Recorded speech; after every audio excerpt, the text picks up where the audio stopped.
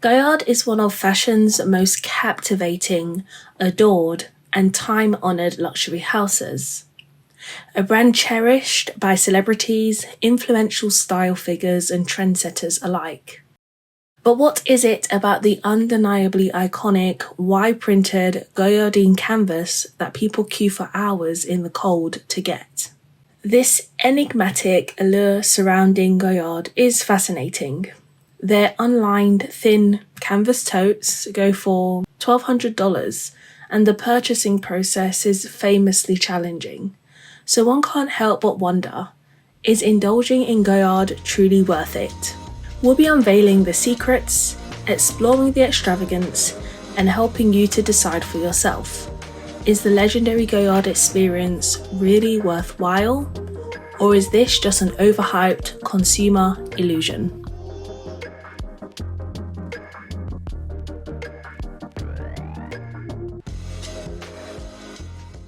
When we think of Goyard, we think of celebrities clutching their totes and messenger bags as they sprint into SUVs trying to evade the paparazzi.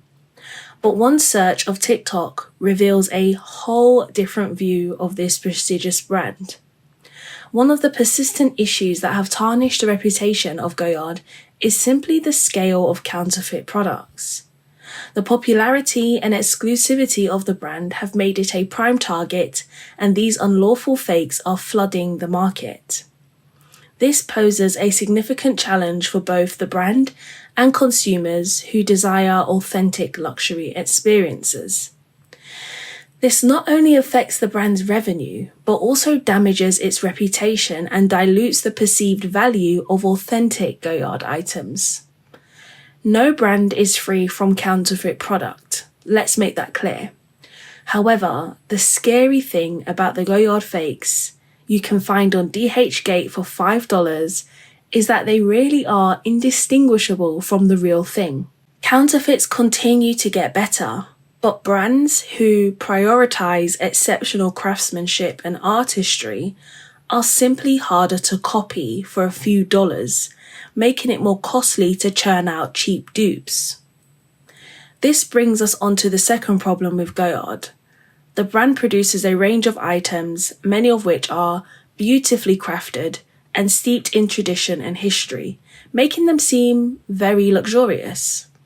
However, when we take a closer look, this perceived luxuriousness begins to unravel. The Goyard tote is a thin, shapeless, unlined, coated canvas tote bag.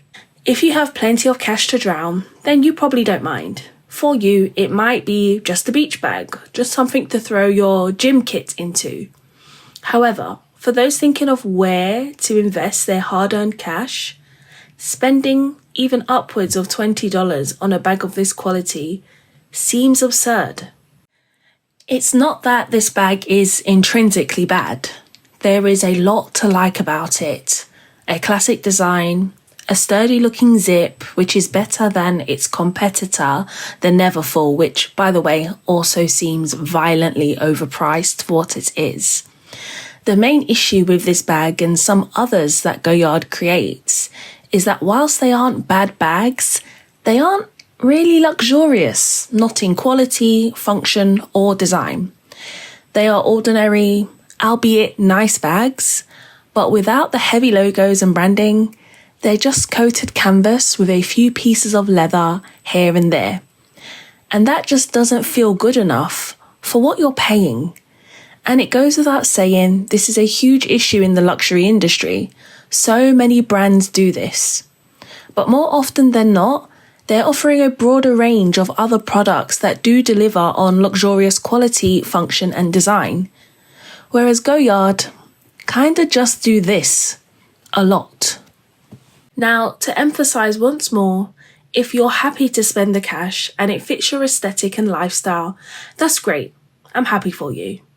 However, when you can get quality leather from other brands for the same price or less, it does make you question why you'd even choose Goyard. I mean, sure, the flex factor is certainly there. your bag is going to be noticed and people will associate you with its prestige and assume you're wealthy, sophisticated, and have good taste.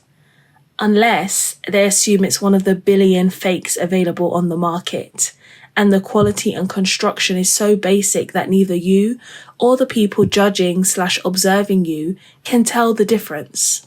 Not to mention that to procure said mediocre so-called luxury item, you'll have to live in a city with a Goyard store or travel to one.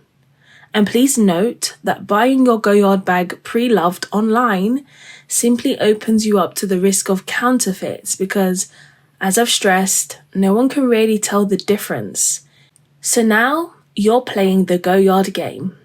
The brand has historically been known for its secretive and exclusive approach to retail and has a limited number of stores worldwide and is yet to embrace e-commerce and online sales. While the exclusivity maintains an air of luxury, it definitely restricts the brand's reach to potential customers in other regions and markets, and it makes it a chore to shop with them. Additionally, they're not sold in department stores, and so it does make you wonder, are they afraid to have their flimsy canvas tote show up next to the heavy-duty superior quality of competitor brands, and maybe even affordable high-quality goods like Longchamp and Pollen? Related to the limited distribution, Goyard has been slow to adopt a robust digital presence and marketing strategy. In an increasingly digital world, brands need to establish an online presence to engage with customers, provide product information, and cater to the growing number of online luxury consumers. But Goyard doesn't really seem to care about all of that. So getting a Goyard is tough. And this isn't new. Luxury brands limit access to items all the time.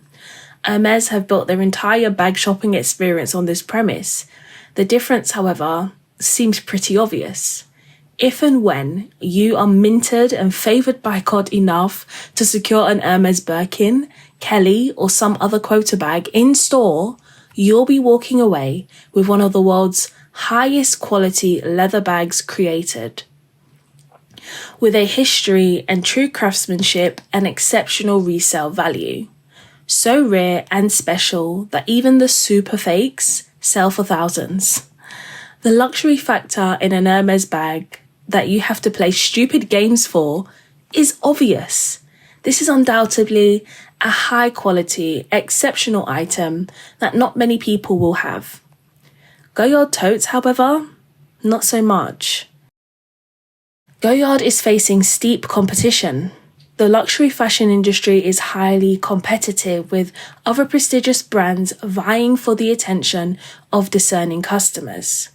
Goyard should be continuously innovating and differentiating itself from other luxury brands to maintain its relevance and appeal to a changing consumer landscape. But it's not doing that. The products are the same. The designs consistent. Few things are new. And this is great for a heritage brand, and every luxury maison should have an element of this. But where is the fresh creativity? Where's the thrill? It feels like rinse and repeat, and this lack of innovation isn't endearing, it's boring. Don't get me wrong, the Saigon structure in PM and Vendôme bags are beautiful and classic. They're interesting to look at and definitely rare. However, there is a whole bunch of canvas on even these more refined models, which can cost upwards of $5,000.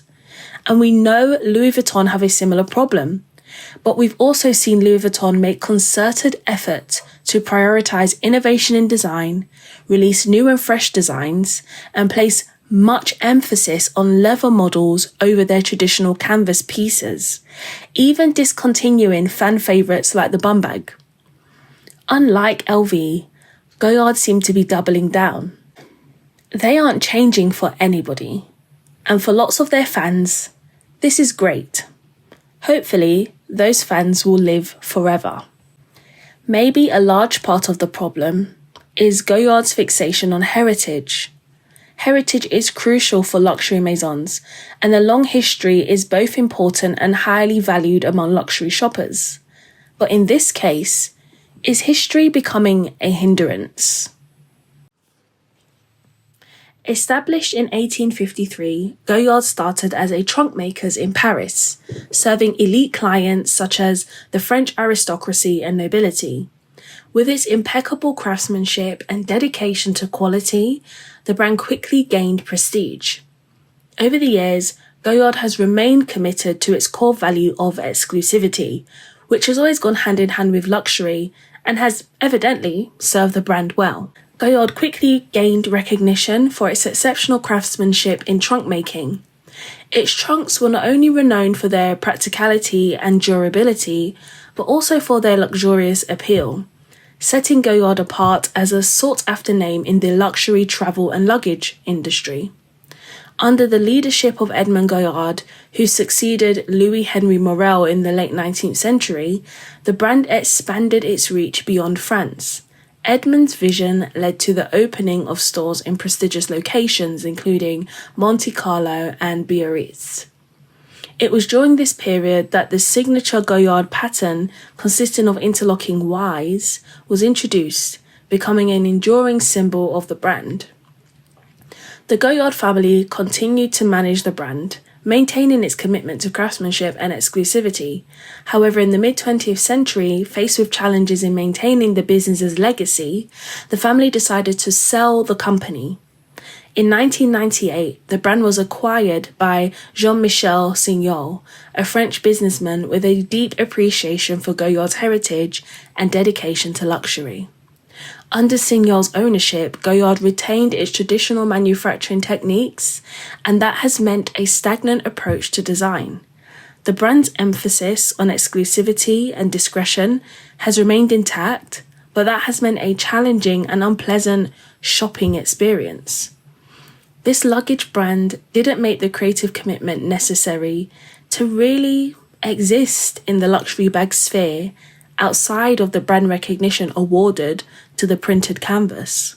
As mentioned, some of these bags are beautiful and elegant, but they all use large amounts of canvas for truly outrageous prices that rival the leather bags you'll find at Chanel and Dior. The tote in particular feels like a cruel joke. For the same price point, you can explore quality leather and timeless design from brands like Celine, YSL and Bottega. There just isn't much that feels beautiful or inspiring or at all luxurious about what Goyard are selling or how they're selling it. Hopefully, that will change.